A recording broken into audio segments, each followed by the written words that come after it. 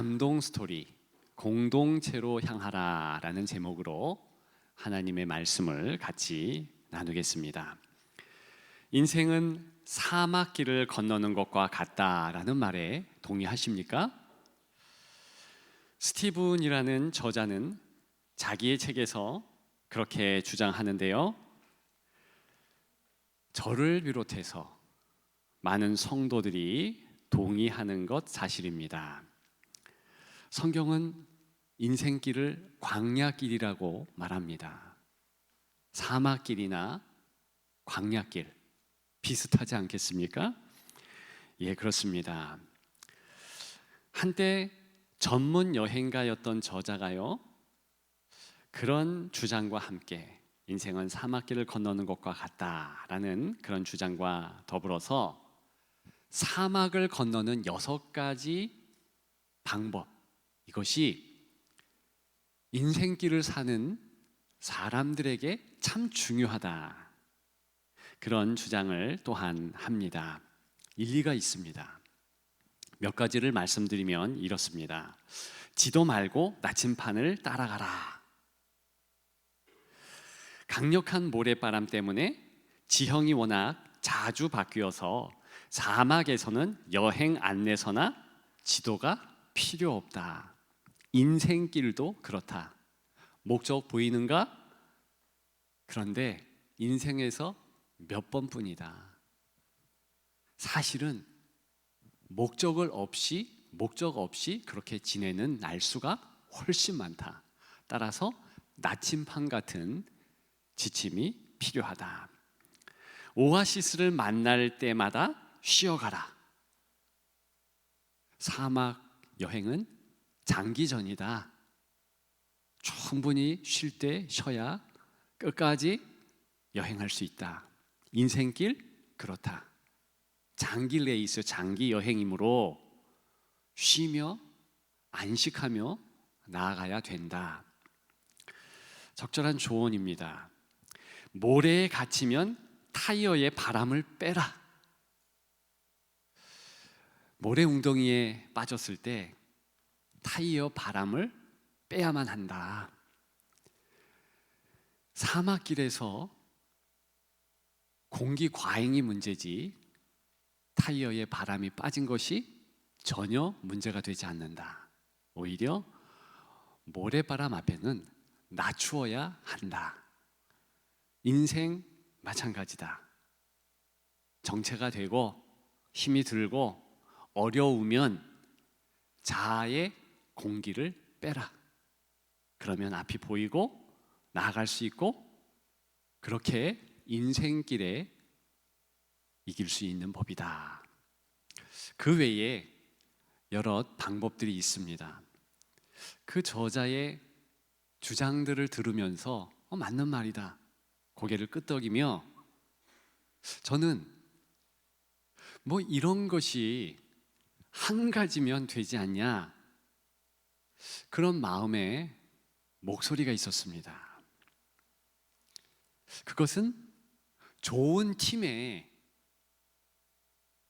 참여하고 그 팀이 사막 횡단의 여행을 하면 되지 않느냐. 그 팀에는 사막을 잘 아는 그런 가이드가 있었으면 좋겠고, 장비를 잘 다루는 그런 사람도 있었으면 좋겠으며, 의료 지식이 풍성한 그런 의료진이 있으면 더 좋지 않은가. 그런 좋은 공동체와 함께 여행하는 것이 얼마나 기쁘고 즐거우며 성공률이 높은가. 그럼에도 불구하고 만에 하나, 천에 하나, 백에 하나 사막 여행은 실패할 수도 있겠지요. 그런데 분명히 말씀드립니다만, 인생길에 있어서 좋은 공동체는 승리케 합니다. 실패 제로로 만듭니다. 왜 그런지 아십니까? 바로 그 방법이 하나님이 우리에게 가르쳐 주시고 제공하신 유일한 방법이기 때문에 그렇습니다. 1894년판 철로 역정의 마지막 장면은 주인공 기독도가 드디어 천성에 입성해서 천국의 모임, 즉 천국 공동체에 소속되는 장면입니다. 김중근이라는 당시의 유명한 화백이요 42개의 사파를 그렸는데 그 가운데 마지막 사파가 천국의 공동체에 귀속되며 참여하는 그런 장면입니다.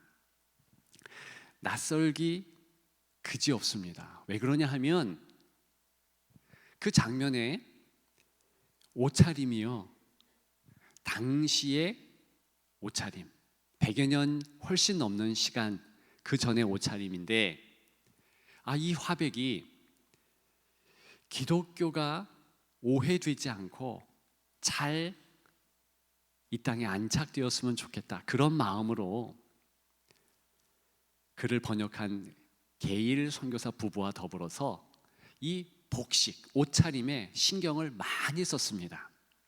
그래서 천국의 주인공 된 이들의 옷차림이 양반들, 소위 저 궁중의 옷들을 그대로 차려입은 거예요.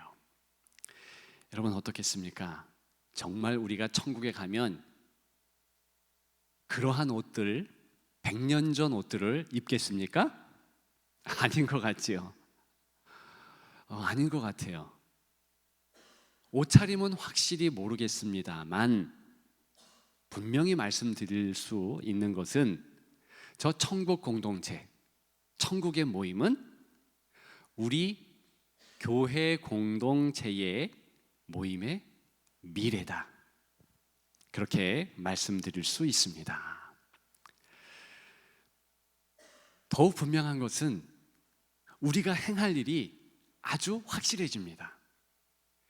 지금 우리가 신앙생활하며 붙잡는 이 교회 공동체가 천국의 공동체의 속성만 놓치지 않도록 하면 된다.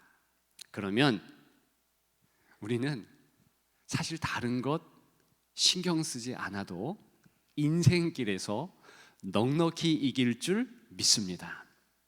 그런데 그런 천국의 속성, 지금 교회의 속성 비교해서 참으로 공통점이 있을까요?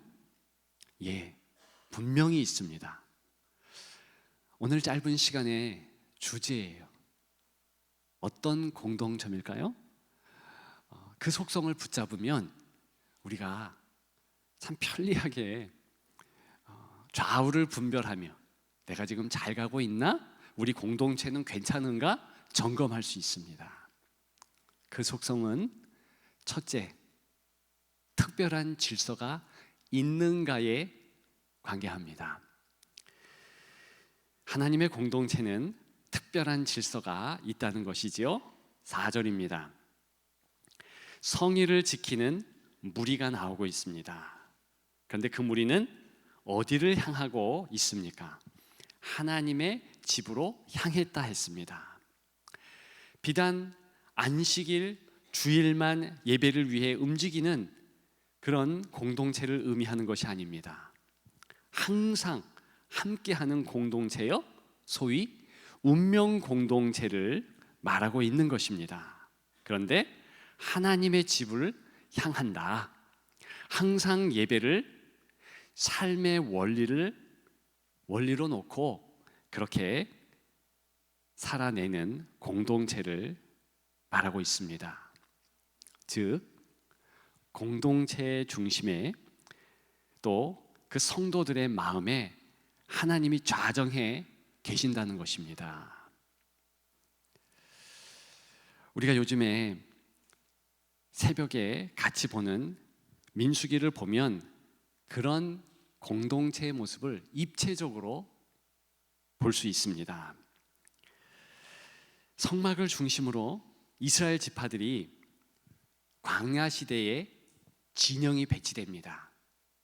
그런데 성막 바로 앞, 뒤, 좌우에 레위인들, 그 레위 지파 사람들이 운집합니다. 거기서 수경도 하고 거기서 살아요.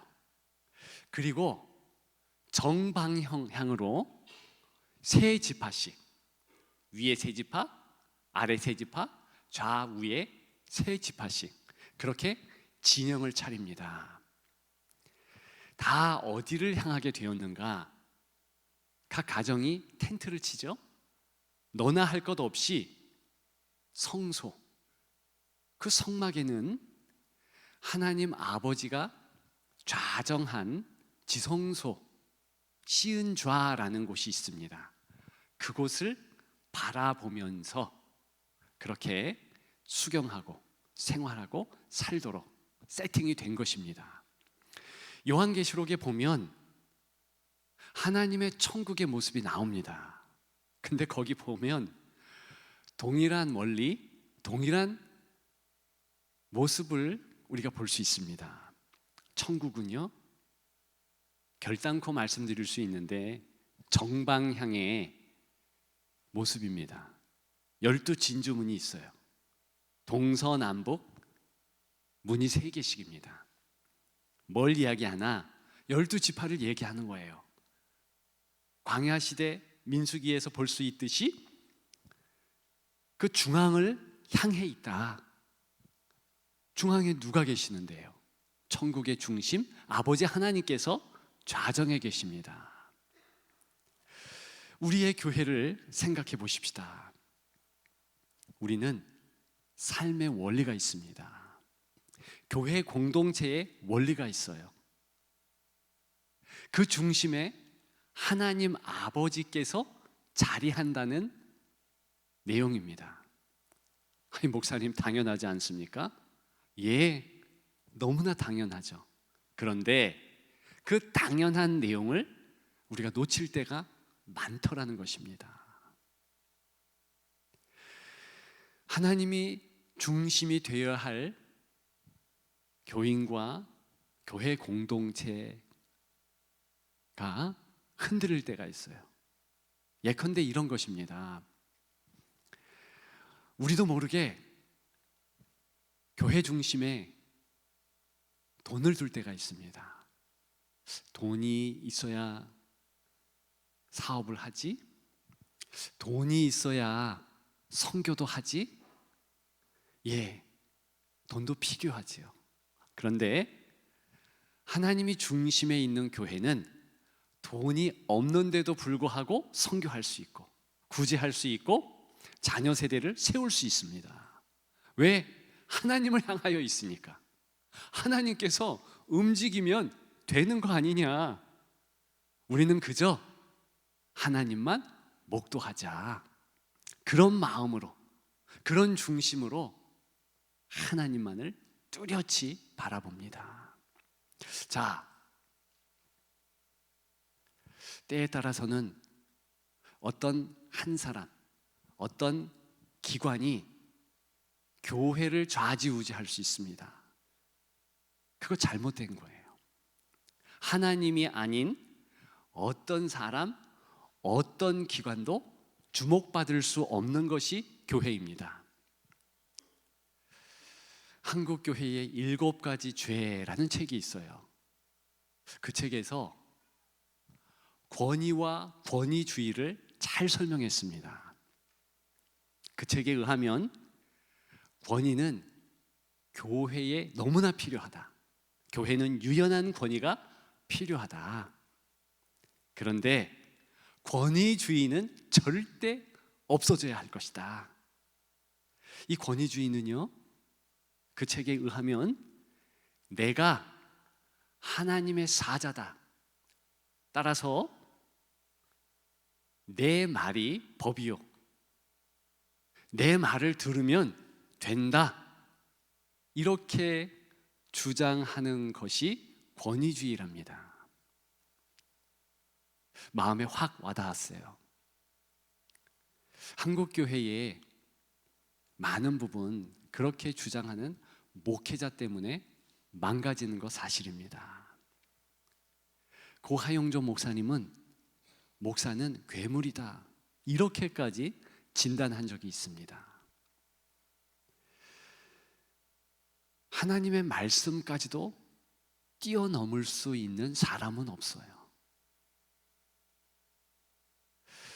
상식선에서 교회는 하나님의 말씀의 잣대로 앞에서 이야기하는 사람, 그 누구를 할지라도 이렇게 대어 보아야 해요. 그러면서 자기의 말, 행동, 주장 이런 것에 계속 주목받게 한다? 잘못된 교회로, 권위주의의 교회로 가는 그런 첩경이겠지요. 정말 그 일에 주의해야 합니다. 그런데 사실 조금만 생각하고 눈을 부릅뜨고 보면 그것은 보여요. 아, 이게 잘못된 것이구나. 따라가면 안 되겠구나. 금방 알 수 있습니다. 문제는 부여된 유연한 권위에 있습니다. 담임 목사를 교회에 하나님이 세워주신 단 한 가지 이유가 있어요. 그것은요, 질서 때문입니다. 하나님께서 중심에 좌정하도록, 교회의 중심은 하나님인 것을 자꾸 확인하고 깨우치는 것, 그것이 목회자의 할 일입니다. 따라서 목회자는 목소리를 높여서 예배 잘 드리십시다. 깨어서 기도하세요. 찬양하세요. 하나님만을 바라보세요. 이렇게 주장한다면 반드시 양된 성도는 그 목소리를 청종해야 합니다. 지난 금요일 기도마을에서 우리 교회의 기도원격인 기도마을 올라가서 그렇게 금요 성령 집회를 행했습니다. 1부는 10시 반까지, 이번에는 원로 목사님이 설교해 주셨어요. 그리고 11시부터 토요일 5시, 4시까지 그렇게 5시간을 밤새며 2부 기도 시간을 가졌습니다. 그런데 1부를 끝나고 돌아가는 남자 집사님을 향해서 제가 그저 장난투로 조금 가볍게 말씀을 드렸어요. 집사님, 기도할 때예요. 기도하고 가세요. 그랬더니 저는 그렇게 반응할 줄 몰랐는데 굉장히 난처한 듯이 저의 그 말에 주의를 기울이는 것처럼 보였습니다. 이분이요, 만사를 제쳐놓고 밤을 새면서 기도했다는 것입니다. 제가 같이 기도하면서 새눈 뜨고 보니까 졸기도 하더라고요. 때로는 피곤했는지 바닥에서 장판 깔고 주무시더라고요. 그럼에도 불구하고 우리 하나님께서 얼마나 그 영혼을 기쁘게 보셨는가, 그런 생각을 하니 다시 감개무량했었습니다. 설교를 준비하면서 그랬습니다. 우리 예수님께서 힘들고 어려운 제자들을 끌고 기도의 자리로 올라가셨습니다. 비록 졸고 자도 기도의 자리에 있게 하셨습니다. 너 독방에서만 기도해라, 그렇게 하지 않고 함께 했습니다. 이유가 있지요. 바로 그것이 어떤 성도가 되었건 질서 있는 공동체의 삶을 위해서 그렇게 하셨습니다. 그 중심에 하나님이 좌정하신다. 그건 놓치면 교회 공동체가 아니고, 그건 놓치면 성도의 생활이 망가진다. 여러분, 그렇지 않습니까? 교회가 예배드리고 찬양드리며 기도하는 일에 집중하면 다른 일들은요, 저절로 되어집니다. 항상 할렐루야가 넘치고요, 구제하고 선교하고 모든 일에 앞장서게 되어 있습니다. 그런 우리 공동체가 더욱 되기를 주님의 이름으로 축복합니다. 두 번째, 특별한 짐이 있다는 것입니다. 하나님의 공동체는요, 서로 짐을 집니다. 4절에 보니까 하반절에 내 마음이 상하는도다 했습니다. 왜 마음이 상할까요? 그 앞에 이유가 나와 있죠. 이제 이 일을 기억하고, 그 기억의 내용이 뭡니까? 성의를 지키는 무리와 과거 동행했는데 지금 그런 무리가 없고, 그때는 기쁨과 감사의 소리를 발했는데 지금은 그 공동체가 없다는 것입니다. 이 본문의 시인은요, 이 일이 너무 마음이 아픈 거예요. 다른 것보다도 내 옆에 함께하는 공동체, 함께하는 성도들이 있지 않다, 그런 부재감을 이렇게 호소하고 있는 것이죠. 그러면서 공동체에 대한 자기의 짐을 토로하고 있는 것입니다. 내가 이 공동체를 위해서 간구한다, 소망한다, 꿈꾼다, 먼저 그렇게 행한다. 반드시 하나님께서 붙여주시겠죠. 마음이 상하는도다, 이것은 열렬한 소망을 말하는 것입니다. 주님께서 나를 살려주시고 다른 사람 살려주시면서 공동체를 회복하도록 하실 것이다, 인도하옵소서 기도하며 나아가는 것입니다. 우리 예수 그리스도께서는요, 이 땅에 교회를 위하여서 행하신 일이 있습니다. 모든 사람들의 죄의 짐을 감당하신 것이죠. 그래서 진정한 하나님 사랑의 공동체가 이 땅에 나타날 수 있도록 역사하셨습니다. 저와 여러분들은 예수님 때문에 죄의 짐은 벗어버릴 수 있습니다. 그런데 서로 지는 공동체의 짐은 여전히 우리의 몫입니다. 예수님께서 이런 말씀을 하셨지요. 여러분들이 잘 아는 말씀입니다. 수고하고 무거운 짐진 자들아 다 내게로 오라, 내가 너희를 쉬게 하리라. 내 멍에는 쉽고 내 짐은 가볍다. 왜 그렇게 말씀하셨습니까? 멍에를 감당하라는 거예요. 예수님의 짐을 짊어지라는 것입니다. 성경에 그렇게 짊어질 짐이 언제 최초로 나타났는가? 우리가 새벽마다 보는 민수기 4장 27절에 처음으로 나타납니다. 레위인들의 업무를 말하면서 맬 짐이 그들에게 있다, 맬 짐이 그들 어깨에 있게 될 것이다, 이러면서 레위인들의 할 일들을 부과하면서 짐에 대한 내용을 말합니다. 그런데 히브리 말로 그때 짐은 무거운 짐만을 뜻하는 것이 아니라 실은 사명, 업무, 영어로는 task, 그것도 말하는 것입니다. 따라서 어떤 성도, 어떤 상황이라도 이 사명의 짐 그리고 업무의 짐은 있다는 것입니다. 그리고 더 중요한 것은 그 짐을 통해서 성도는 기쁨과 감사와 감격을 누린다는 것입니다. 아담이 짐을 졌습니다. 하나님께서 부과하셨어요. 에덴 동산에서 너 할 일이 있다, 너 짐질 것이 있다. 그게 뭡니까? 동물들의 이름을 짓는 것입니다. 그리고 관리하는 거예요.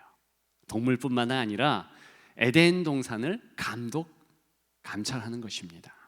그런데 그 일을 하면서 이 아담은 기뻤습니다. 감격했습니다. 즐거움이 있었습니다. 따라서 하나님이 맡기신 가벼운 짐은 바로 즐거움과 감격과 기쁨과 맞닿아 있다는 것입니다. 천국에 우리의 짐이 있어요. 벗어날 수 없는, 반드시 감당해야 할 짐이 있습니다. 아니, 목사님, 천국에 무슨 짐이 있겠습니까? 아니요, 진짜 짐이 있어요. 무슨 짐인가? 사명의 짐, 동역의 짐이 있습니다.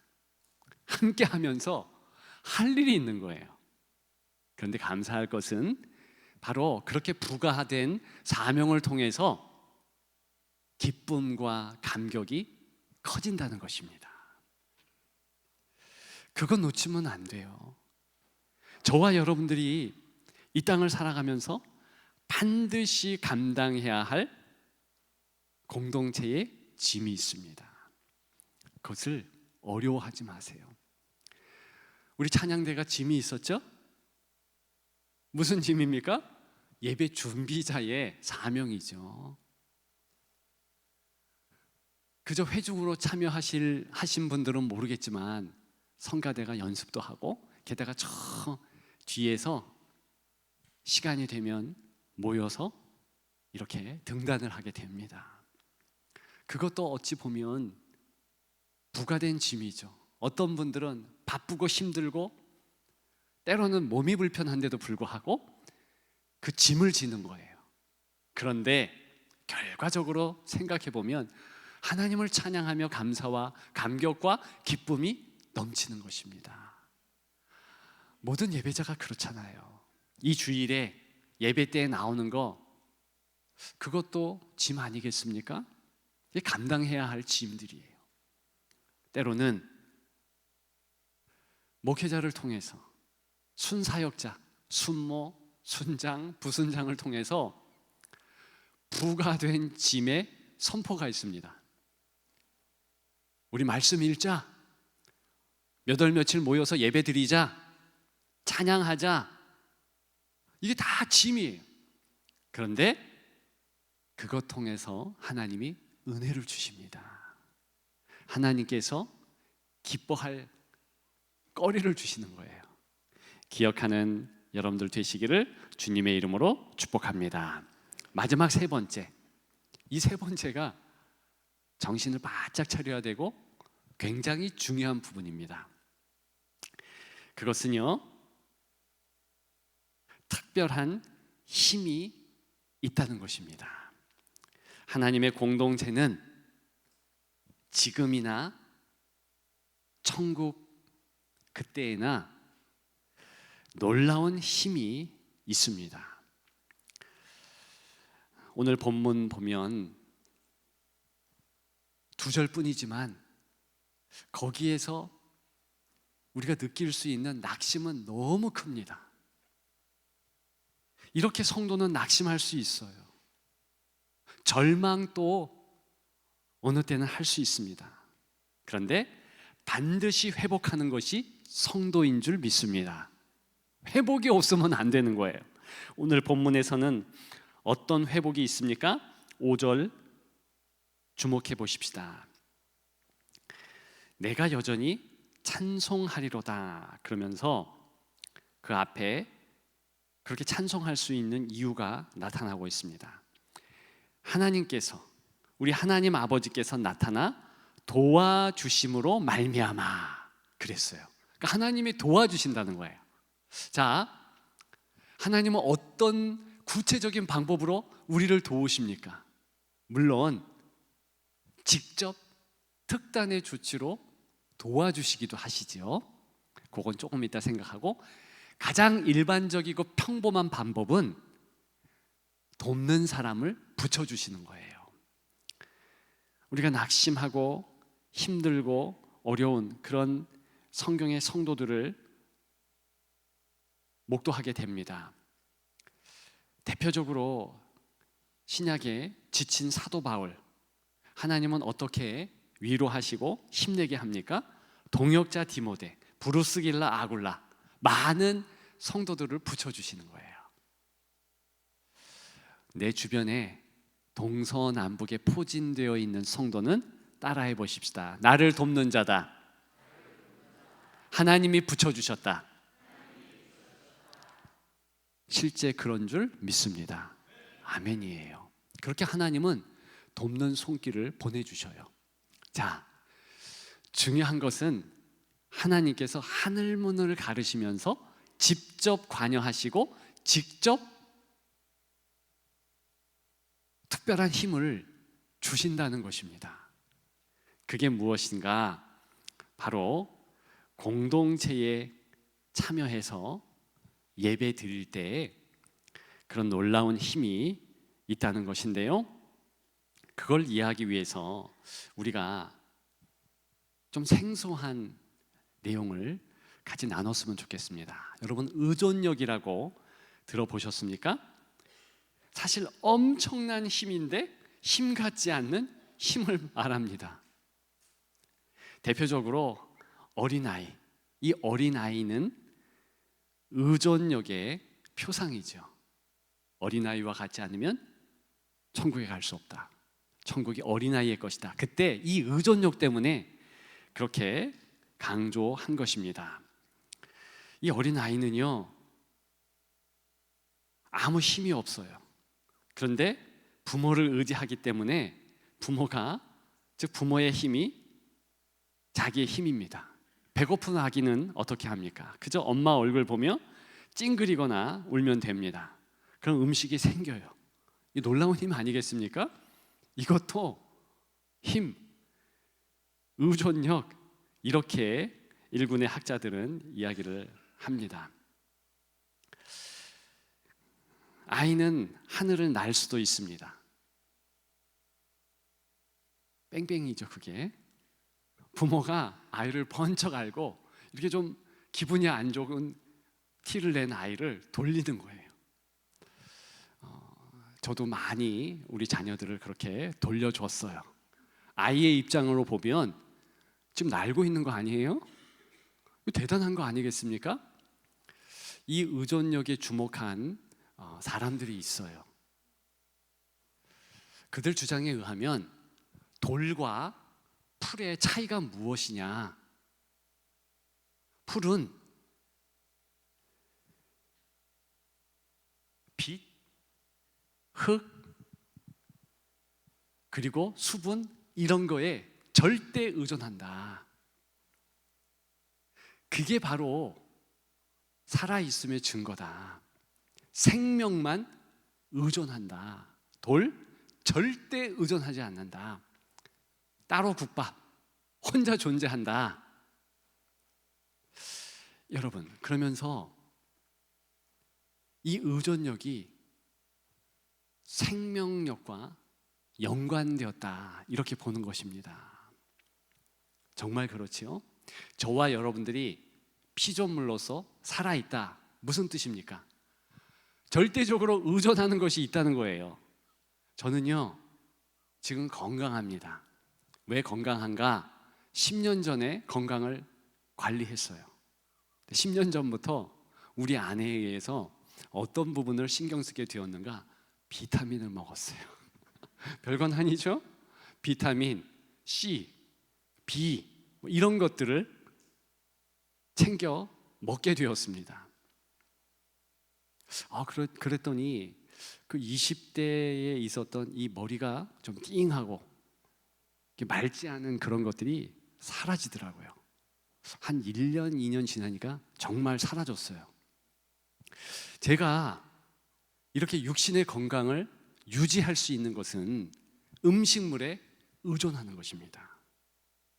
자, 제가 지금 그런 식으로 음식물, 어떤 걸 먹을까, 뭘 취할까 신경을 바짝 씁니다. 문제 내겠습니다. 10년 후에 제가 건강할까요? 건강하지 않을까요? 건강하지요. 이것이 생명 있는 생물의 의존력이라는 거예요. 모든 것을 다 솔직히 이야기하면 사람은 의존할 수밖에 없습니다. 자, 영적인 부분, 하나님께 절대 의존해야 하며 바로 예배의 현장이 그런 의존의 현장이라는 것입니다. 오늘 본문 하반절 다시 한번 5절 주목했으면 좋겠습니다. 내가 여전히 찬송하리로다. 이때 찬송한다, 찬양한다, 이 히브리 찬양한다의 단어는요, 특별한 단어가 쓰였습니다. 이것을 이해하면 바로 맞히게 됩니다. 조금 주목하십시다. 자, 어떤 단어냐 하면 야다라는 히브리 단어인데요, 어원이요, 야드, 손이에요. 그러니까 찬양하되 손을 쭉 뻗고 하는 찬양이에요. 어떤 찬양은 그런 찬양이 아니고, 오늘 본문의 찬양은 그런 모양새, 손을 위로 올리거나 앞으로 내어 미는 찬양이라는 것입니다. 뭘 나타내는가? 다른 성경 본문을 참고하면 어떤 것을 이야기하는 것인지 금방 알 수 있습니다. 사무엘하 22장 50절입니다. 같이 읽어볼까요? 이러므로 여호와여, 내가 모든 민족 중에서 주께 감사하며 주의 이름을 찬양하리이다. 여러분들이 볼 때 여기에 찬양하다라는 동사가 하나 나오죠? 그런데 실제로는 2개 나옵니다. 주께 감사하며, 이것도 원래는 주께 찬양하며라는 뜻이에요. 자, 그렇다면 이 2개의 찬양하다 중에서 오늘 본문의 찬양하다는 어떤 것일까요? 뭔가 함정이 있는 것 같죠? 예, 앞에 있는 주께 감사하며, 이것이 찬양하다라는 뜻이에요. 사무엘하 22장, 이것은요, 그 유명한 다윗이 승리한 이후에 부르는 승전가의 내용입니다. 그런데 그 가운데서 어떻게 하는가? 모든 민족 중에서 주께 찬양한대요. 오늘 본문의 찬양이니까 손을 번쩍 들고 민족 중에서, 열방 가운데서 찬양한다, 그런 의미겠죠? 그런데 이것은 혼자 찬양하는 것을 의미하는 것이 아니라 바로 다윗이 그렇게 찬양하는, 손을 드는 모습을 다른 민족 사람들도 보고 따라하며 제스처를 취하고 함께 찬양하는 것을 말하는 것입니다. 무슨 뜻이에요? 내가 하나님께 손을 들어, 하나님, 나는 당신을 찬양할 수밖에 없는 피조물입니다. 나를 붙잡아 주옵소서. 나와 함께 하옵소서. 이렇게 손을 올리는 것이 찬양인데, 그 모습을 보면서 다른 열방, 다른 민족 사람들도 그와 같이 따라한다는 것입니다. 여러분, 얼마나 귀한 찬양의 모습입니까? 그런데 더 놀라운 것은 이 모습이 천국에 그대로 이루어집니다. 14만 4천 명이라는 상징적인 그리스도인들이, 또 24장로라는 그런 역시 상징적인 리더들, 어떻게 합니까? 손을 들고 찬양하는데 열방 가운데서 모든 민족들이 손을 들고 찬양한다는 것입니다. 여러분,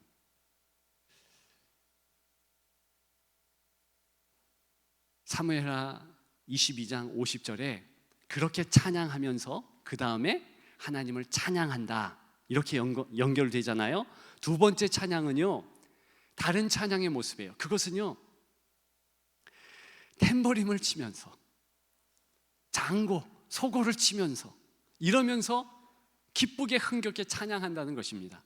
먼저 하나님을 향하여서 손을 들고 같은 마음으로 무리가 찬양하는 것, 그것이 오늘 본문 내가 여전히 찬송하리로다에 숨겨진 이미지의 찬양입니다. 즉, 이 시인은요, 이 성도는요, 내가 손을 들고 찬양한다, 다른 이들도 곧 조인할 것이다, 하나님께서 이 찬양 가운데 놀라운 일을 행하실 것이다, 이 예배 가운데 임재할 것이다, 그런 의미입니다. 그리고 실제로 손을 들었을 때 이 손끝에서 하나님 영의 운행하심이 느껴진다는 것입니다. 요즘에 숲 치료, 뭐 바닷물 치료, 뭐 이런 것이 유행입니다. 그저 숲에 가서 가만히만 있어도 어떤 현상이 일어난다는 것이에요? 피톤치드가 나온다는 것이죠. 그러면서 내 몸에 나쁜 바이러스들이 싹 죽는다는 것입니다. 바닷가는 이 숲보다 10배 이상 그런 치유의 역사가 있다며요. 그것을 가장 잘하는 민족이 독일입니다. 독일은 나이 들면 들수록 그렇게 자연으로 가서 치유할 수 있도록 그런 방법들을 많이 강구해 놓았습니다. 우리나라도 그런 것을 이제 수입하고 있지요. 아무튼 영적 치유력이 언제 나타나는가? 바로 우리가 손을 들고 함께 찬양할 때, 하나님께서 우리 손끝에 하나님의 이 치유의 광선을 느끼도록 해주신다는 거예요. 그리고 하나님께 접속하고 우리 모두가 네트워킹 되었으며, 그래서 하나님께서 지금 역사하고 계신다, 이것을 느끼면서 실제로 치유하도록 하신다는 것입니다. 아멘이 없네요. 놀라운 것 아닙니까? 접속하고 같이 교제할 때 이 성령의 운행하심이 우리 자리에 있으면서 우리를 만져주신다는 거예요. 다시 한번 믿으면 아멘, 아멘입니다. 이제 결론을 말씀드립니다. 범죄한 이후에 아담은요 이런 말을 했습니다. 창세기 3장 10절이죠. 내가 동산에서 하나님의 소리를 듣고 내가 벗었으므로 내가 두려워서 내가 숨었나이다. 그런데 4번이나 내가 이게 강조돼요. 히브리 원문은 더 그래요. 그런데 타락 전에는 그렇지 않았습니다.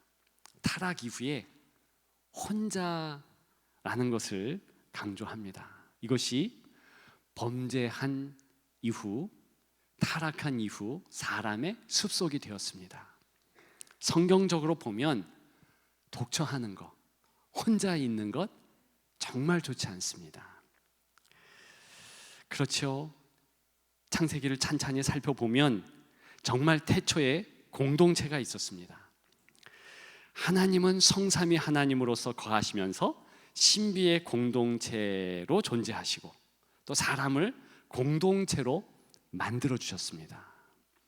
남자와 여자, 이 공동체라는 것을 의미합니다. 그리고 요한계시록 보면 마지막에 또 공동체가 있게 합니다. 천국 공동체죠. 그 아름다운 공동체, 그 공동체가 우리 교회 공동체인 줄 믿습니다. 그런데 우리 눈에 좀 부족합니다. 연약해 보여요. 개선할 것도 많아 보입니다. 그런데 확신하십시오. 광야 같은 세상에서 이 공동체와 함께하면 승리합니다.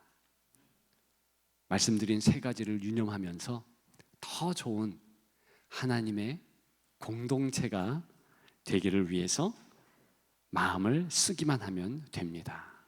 그런 우리 중부명성 교회가 되기를 주님의 이름으로 축복합니다. 축복합니다.